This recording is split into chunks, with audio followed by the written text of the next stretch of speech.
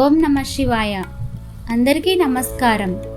ఈరోజు కార్తీక పురాణంలోని 6వ కథ గురించి తెలుసుకుందాం. వశిష్ఠ మహర్షి జనక మహారాజుకు చెప్పిన రత్నాకరుడి కథను గురించి విందాం. మహర్షి అన్నారు, రాజా, కార్తీక మాసంలో శ్రీ మహావిష్ణువును అవిసె పూలతో పూజించిన వారికి చాంద్రయాన వ్రత ఫలితం లభిస్తుంది. గరిక కుశలలతో పూజించిన వారు పాప విముక్తులై వైకుంఠానికి చేరుతారు. అలాగే కార్తీక మాసంలో దీపమాలిక వెలిగించిన వారు పాపాలన్నీ దహించబడతాయి.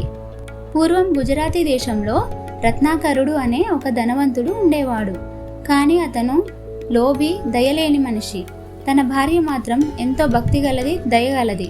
ఆమె భర్తకు భయపడి కూడా కార్తీక మాసంలో తులసి పూజ, దీపారాధన, దానాలు గోప్యంగా చేసేది. ఒకరోజు రత్నాకరుడు అడవిలో దారి తప్పి చీకటిలో ఒక చెట్టుపై ఎక్కి రాత్రి గడిపాడు. పులులు చుట్టూ తిరుగుచుండగా భయంతో ఓ శ్రీహరి అని నామస్మరణ చేస్తూ రాత్రంతా ఆ చెట్టు ఆకులను లెక్క పెట్టసాగాడు.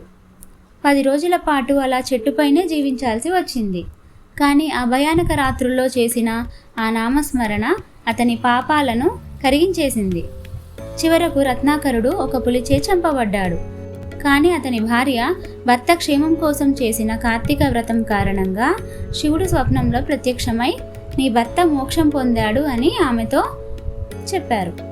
అలా రత్నాకరుడు తన భార్య భక్తితో చేసిన వ్రత ఫలంతో మోక్షాన్ని పొందాడు.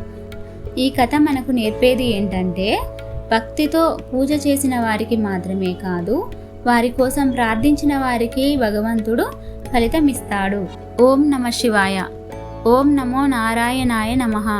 ఈ వీడియో కనుక మీకు నచ్చినట్లయితే లైక్, షేర్, సబ్స్క్రైబ్, కామెంట్ చేయండి.